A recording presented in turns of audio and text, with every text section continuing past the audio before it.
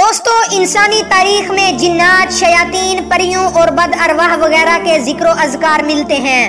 دنیا بھر میں پھیلے لاکھوں انسانوں کا اس قسم کی مخلوقات اور ان کے حادثات سے پالا پڑتا ہے۔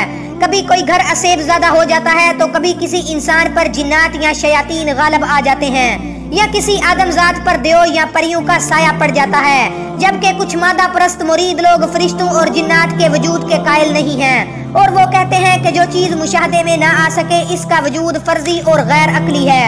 حالانکہ عقلیت بات سے بھی جنات کا وجود ممکن ہے، جبکہ قرآن و حدیث میں واضح طور پر ان کا ذکر ملتا ہے۔ دوستو، اگر جنات کی پیدائش کی بات کی جائے تو اللہ تعالیٰ نے اپنے قدرت کاملہ سے ایک ایسی آگ کو پیدا کیا تھا جس میں نور بھی تھا اور ظلمت بھی۔ اس آگ کے نور سے فرشتے پیدا کیے اور دھوئیں سے دیو اور آگ سے جنات کو تخلیق فرمایا۔ فرشتے چونکہ نور سے پیدا ہوئے تھے اس لیے وہ اپنی طبیعت کے مطابق اطاعت الہی میں مصروف ہو گئے، جبکہ دیو اور شیاطین نے ظلمت سے جنم لیا تھا، اس لیے وہ کفر، ناشکری اور سرکشی میں پڑ گئے۔ جبکہ جنات نور اور ظلمت سے تخلیق ہوئے تھے، اس لیے ان میں نیک اور بد دونوں ہوئے۔ جنات بھی مذاہب کے لحاظ سے انسانوں کی طرح ہیں، وہ مسلمان، ہندو، عیسائی اور یہودی کے ساتھ ساتھ مجوسی بھی ہوتے ہیں۔ انسان کی تخلیق سے قبل اس دنیا میں جنات آباد تھے، اور اللہ تعالیٰ نے حضرت سلیمان علیہ السلام کو ان جنات پر حکمران بنا کر بھیجا تھا۔ ایک دفعہ رسول اللہ صلی اللہ علیہ وآلہ وسلم جنگ سے واپسی میں ایک اجاڑ آبادی سے گزرے۔ آپ صلی اللہ علیہ وآلہ وسلم نے پوچھا، یہ کون سا مقام ہے؟ عمر بن ابن امیہ نے کہا، اسے آبادی کشب کہتے ہیں۔ یہ جنات کی وادی ہے اور اس آبادی میں ایک کنواں ہے، اور اس کنویں میں بہت طاقتور جن رہتے ہیں۔ وہ جنات اتنے طاقتور ہیں کہ جن پر سلیمان علیہ السلام کو قابو حاصل نہیں ہو سکا تھا۔ ادھر سے ایک حکمران گزرا تھا، اس کے 10,000 سپاہی انہی جنوں نے مار ڈالے۔ آپ صلی اللہ علیہ وآلہ وسلم نے فرمایا، اچھا اگر ایسا ہے تو پھر یہیں ٹھہر جاؤ۔ لہٰذا آپ کے حکم کے مطابق قافلہ یہیں ٹھہر گیا۔ آپ صلی اللہ علیہ وآلہ وسلم نے فرمایا کہ 10 آدمی جا کر جنوں کے کنویں سے پانی لائیں، تو 10 لوگ کنویں کی طرف چل پڑے۔ جب یہ لوگ کنویں کے قریب پہنچے تو ایک بہت ہی زبردست اور طاقتور جن کنویں سے نکلا، اور اس کی آواز بہت گرجدار اور خوفناک تھی، اور جب اس نے آواز نکالی تو آگ کے شعلے بھڑکنے لگے۔ ایسا دکھائی دے رہا تھا کہ جیسے جنگل کو آگ لگ گئی ہو، اور زمین کانپنے لگی جیسے زلزلہ آ گیا ہو۔ یہ سب مناظر دیکھ کر صحابہ اکرام پر ہیبت طاری ہو گئی، اور سب صحابی وہاں سے بھاگ نکلے، لیکن ان میں سے ایک صحابی جن کا نام ابو لحاظ تھا وہ پیچھے ہٹنے کی بجائے آگے بڑھے اور جن کے مد مقابل آئے، لیکن وہ اس آگ میں جل کر شہید ہو گئے۔ اس کے بعد حضرت جبرائیل نازل ہوئے اور آپ صلی اللہ علیہ وآلہ وسلم کی خدمت میں پیش ہو کر عرض کی، یا رسول اللہ صلی اللہ علیہ وآلہ وسلم، کسی اور کو بھیجنے کی بجائے آپ علی بن ابی طالب کو بھیجیں۔ تو نبی پاک نے حیدر کرار، شیر خدا، جس کے ڈر سے دشمن تھر تھر کانپنے لگتے تھے، انہیں بھیجنے کی تیاری کی۔ چنانچہ علی علیہ السلام کو حکم دیا گیا اور اپنے دستے دوا کو بلند کیا، اور پھر حضرت علی علیہ السلام روانہ ہو گئے۔ اور جب حضرت علی علیہ السلام وہاں پہنچے تو ایک غصے والا ہیبتناک جن کنویں میں سے نکلا اور کچھ پڑھنے لگا۔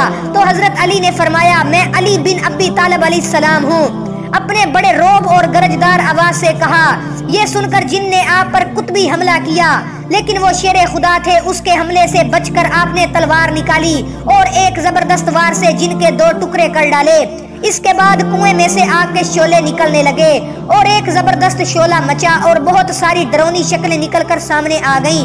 لیکن علی علیہ السلام نے چند آیتیں پڑھی قرآن کی، اور آپ اس عمل سے آگ بجھنے لگی، دھواں ہوا ہونے لگا۔ حضرت علی علیہ السلام کنویں کی جگہ پر چڑھ گئے اور ڈول کنویں کے اندر ڈال دیا، مگر جنات نے کنویں سے ڈول باہر پھینک دیا۔ حضرت علی علیہ السلام نے کلام پڑھی اور کہا کہ مقابلے کے لیے آ جاؤ۔ یہ سن کر ایک خوفناک جن مقابلے میں آیا، لیکن آپ نے اسے ایک ہی وار سے قتل کر دیا۔ اس کے بعد پھر کنویں میں ڈول ڈالا اور پھر باہر پھینک دیا گیا، اور اس طرح 3 بار ہوا۔ پھر آپ علی علیہ السلام جلال میں آئے اور فرمایا، اب علی خود کنویں میں آئے گا۔ اور پھر آپ نے ساتھیوں سے کہا، میری کمر میں رسی باندھ کر پیچھے سے پکڑو اور مجھے کنویں میں اتارو۔ آپ نے رسی پکڑی اور علی علیہ السلام کنویں میں اترے۔ تھوڑی دیر بعد رسی کٹ گئی اور صحابہ اکرام اور علی علیہ السلام کے درمیان رابطہ منقطع ہو گیا۔ آپ سخت پریشان ہوئے۔ اتنے میں کنویں سے چیخوں پکار آنے لگی۔ اس کے بعد کنویں سے صدا آئی، علی علیہ السلام ہمیں پناہ دو۔ لیکن شیر خدا نے 20,000 جنات کو قتل کر دیا اور 24,000 جنات نے علی علیہ السلام کے آگے گھٹنے ٹیک دیے، اور امیر المؤمنین علی علیہ السلام نے ان 24,000 جنات کو کلمہ پڑھایا اور کنویں سے باہر تشریف لے آئے۔ آپ علی علیہ السلام نے ان اسلام قبول کرنے والے جنات میں سے ایک جن کو ان کا سردار مقرر کیا، جس کا نام ظافر جن تھا۔ تاریخ میں ملتا ہے یہ جب علی علیہ السلام کے قافلے جگر امام حسین علی علیہ السلام نے کربلا کے میدان میں اپنے نانا کے دین کی خاطر جب میدان میں آئے تو انبیاء کرام، مقرر فرشتے اور ملائکہ، نہ نظر آنے والی مخلوقات بھی امام حسین علی علیہ السلام کی خدمت میں حاضر ہوئے۔ ملائکہ کا ایک گروہ اپنے منصور نامی سردار کے ساتھ آیا، جبکہ جنات کا ایک گروہ بھی آپ کی مدد کو پہنچا، اور اس گروہ کا سردار وہی ظافر جن تھا جس کو علی علیہ السلام نے مسلمان کیا تھا۔ ظافر جن بھی کربلا کے میدان میں پہنچا تو امام حسین نے اسے خیر کی بشارت دی اور مدد کرنے سے منع فرمایا، اور فرمایا کہ اے ظافر جن، میں تم سے راضی ہوں، مگر مجھے اپنے نانا کے دین کی خاطر قربانی دینی ہے۔ اور یوں وہ ظافر جن آپ کے حکم سے پیچھے ہٹ گیا۔ اللہ تعالیٰ سے دعا ہے کہ وہ ہمیں سرپھری مخلوقات سے بچائے اور ہمیں اپنے حفظ و ایمان میں رکھے، آمین یا رب العالمین۔